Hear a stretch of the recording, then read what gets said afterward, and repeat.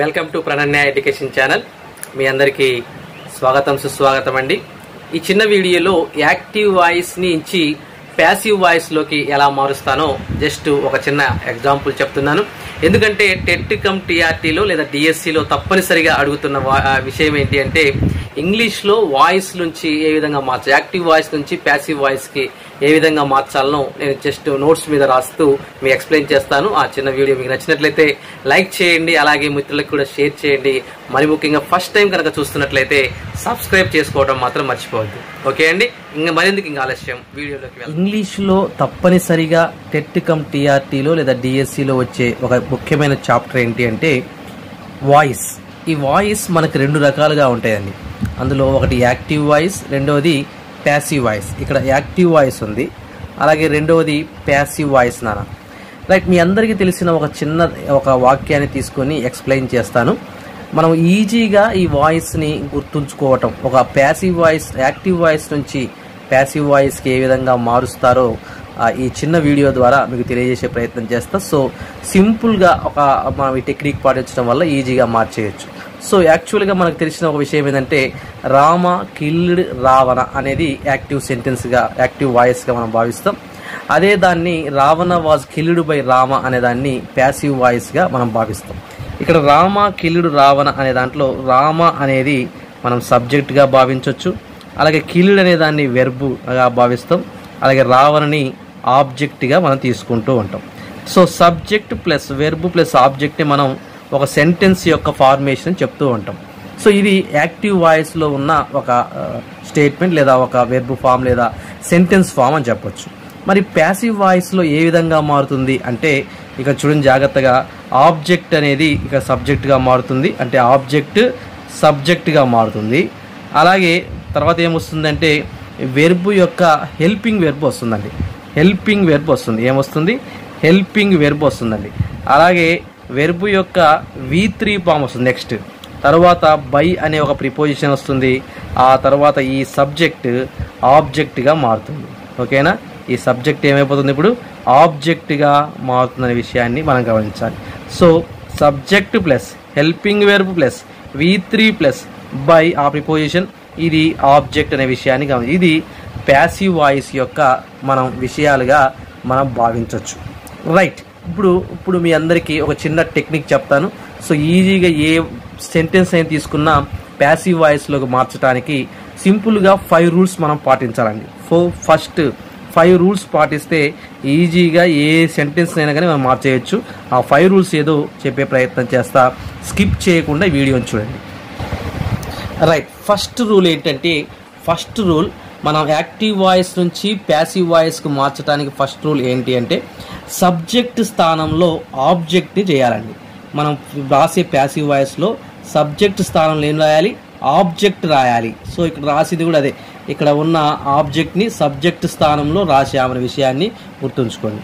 అలాగే second rule ఏంటయ్యా అంటే యాక్టివ్ వాయిస్ అనేది ఏ టెన్స్ ఉంటుందో, యాక్టివ్ వాయిస్ అనేది ఏ టెన్స్లో అయితే ఉంటుందో ప్యాసివ్ వాయిస్లో కూడా అదే టెన్స్ అండి, అంటే సేమ్ టెన్స్లో మనం ఉంచాలి. అంటే టెన్స్ అనేది మార్చకూడదు, టెన్స్ అనేది ఏం చేయకూడదు, మార్చకూడదు. సో సేమ్ టెన్స్ని మార్చకూడదు అనే విషయాన్ని మళ్ళీ గుర్తుంచుకోండి.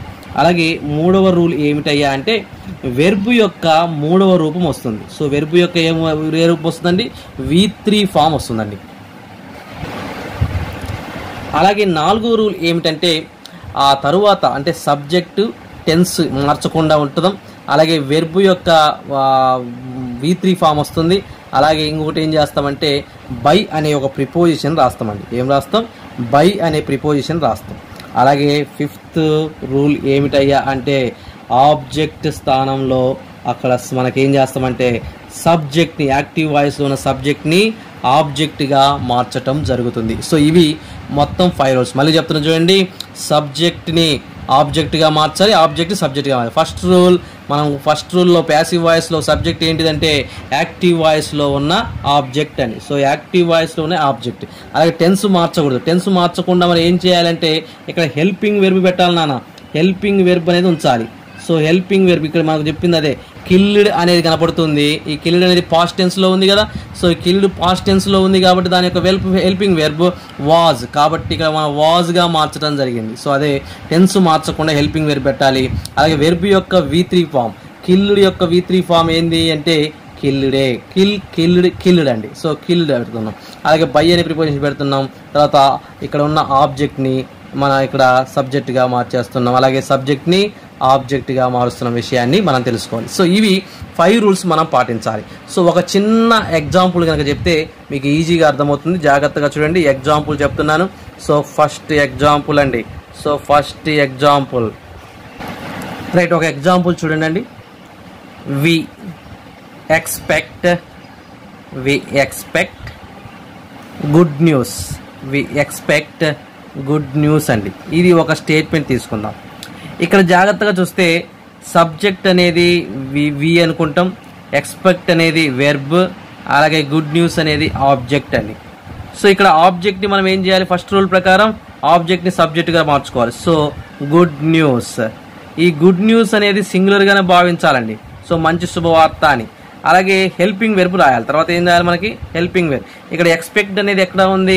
ప్రజెంట్ టెన్స్లో ఉంది కాబట్టి ఈజే రాస్తాం. So is, good news is. తర్వాత ఏం రాయాలి? V3 రాయాలండి. సో V3 అంటే ఎక్స్పెక్టెడ్, ఎక్స్పెక్టెడ్ కదా. So expected. So good news is expected. తర్వాత ఏం రాయాలి? ప్రిపోజిషన్ బై, వీకి ఆబ్జెక్ట్గా మార్చినప్పుడు అజ్ అనేది రాయాలి.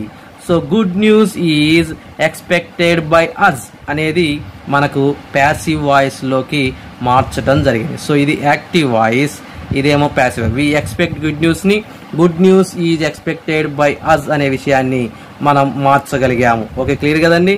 అలాగే నెక్స్ట్ ఇంకొక ఎగ్జాంపుల్ చెప్తాను, మీ అందరికీ కూడా ఈజీగా అర్థమవుతుంది. నెక్స్ట్ ఇంకో ఎగ్జాంపుల్ చూడండి. He broke the glass. He broke the glass. Right, ఇది యాక్టివ్ వాయిస్లో ఉన్న ఒక స్టేట్మెంట్ అండి. సో దీన్ని మనం ఏం చేయాలి? ఇప్పుడు ప్యాసివ్ వాయిస్లోకి మార్చాలి. ఇక్కడ హీ అనేది సబ్జెక్ట్, బ్రోక్ అనేది వెర్బ్, అలాగే ద గ్లాస్ అనేది ఆబ్జెక్ట్ అండి.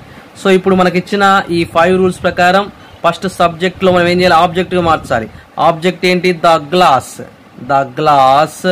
ఇక్కడ తర్వాత ఏం చేయాలి? హెల్పింగ్ వెర్బ్ రాయాలి. హెల్పింగ్ వెర్బ్ అంటే ఏ టెన్స్ ఉంది? ఇక్కడ చూడండి, బ్రోక్ అని ఉందండి. బ్రోక్ అనేది మీ అందరికీ తెలుసు అండి, అది పాస్ట్ టెన్స్ ఫామ్. అంటే బ్రేక్, బ్రోక్, బ్రోకెన్. సో అవి కదా మనకి వెర్బ్ ఫామ్స్. సో బ్రోక్ అనేది పాస్ట్ టెన్స్ లో ఉంది కాబట్టి ఇక్కడ బ్రోక్ పాస్ట్ టెన్స్ యొక్క హెల్పింగ్ వెర్బ్ ఏమిటి? వాజ్ అండి. The glass was. ఓకేనా. నెక్స్ట్ వెర్బ్ యొక్క V3 ఫామ్. సో మూడో రూల్ ఏంటి? వెర్బ్ యొక్క V3 ఫామ్. సో బ్రోక్ యొక్క V3 form break, broke, broken కదా. So the glass was broken. అలాగే నెక్స్ట్ ప్రిపోజిషన్ బై హిమ్ అండి. So HIM him.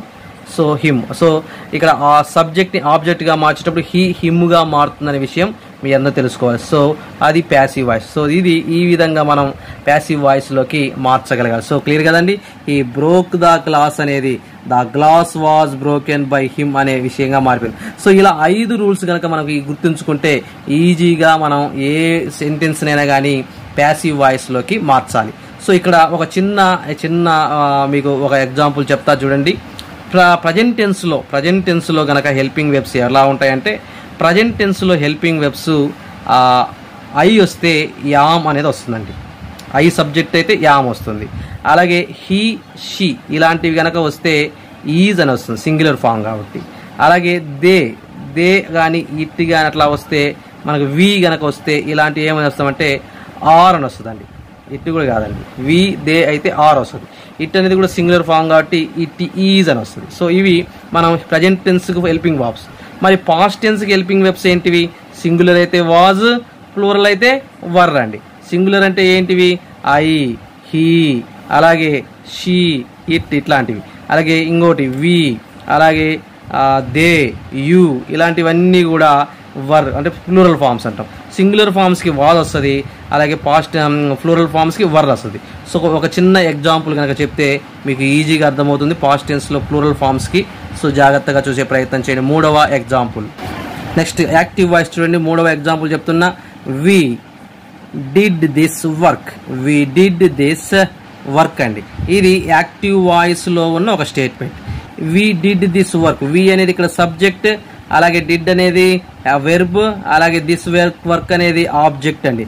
సో మనం 3 రూల్స్ ప్రకారం ఫస్ట్ ఏం చేయాలి, మనం సబ్జెక్ట్ అనేది ఆబ్జెక్ట్ని సబ్జెక్ట్గా మార్చుకోవాలి. సో ఇక్కడ దిస్ వర్క్ అనేది మనం ఏం చేయాలంటే ఆబ్జెక్ట్ అనేది మనం సబ్జెక్ట్గా మార్చుకుంటాం. దిస్ వర్క్, డిడ్ అనేది వెర్బ్ కదా, పాస్ట్ టెన్స్ లో ఉంది. పాస్ట్ టెన్స్ లో హెల్పింగ్ వెర్బ్ ఏంటి, was. So this work was, ఓకేనా, దిస్ వర్క్ వాజ్. అలాగే డిడ్ కి ఆపోజిట్, డిడ్ కి డూ, డిడ్ డన్ కదా. సో V3 ఫామ్ డన్ అండి. సో నెక్స్ట్ మూడవ నియమం ఏంటిది, డన్. మూడవది V3 గా మార్చుకోవాలి. సో డిడ్ డన్ గా మారింది. So this work was done. తర్వాత మన ప్రిపోజిషన్ పెట్టాలి. ఇది కామన్ ప్రిపోజిషన్ అండి, బై అనేది. సో బై వి మనం ఏ విధంగా మారుతుంది అంటే అజ్ గా మారుతుంది. So this work was done by us. So ఇలా మనము మార్చుకోవాల్సిన అవసరం ఉంది. ఒకవేళ ఇక్కడ వేరే కాకుండా మనకి దిస్ వర్క్ అనే కాకుండా వేరే ప్లూరల్ వర్బ్ అయితే వర్గా మారుతుంది. సో ఈ విషయాన్ని మనం గమనించి యాక్టివ్ వాయిస్ నుంచి ప్యాసివ్ వాయిస్లోకి మార్చడానికి ఈజీగా మీ అందరికీ అర్థమైంది అనుకుంటున్నాను. Thank you for watching.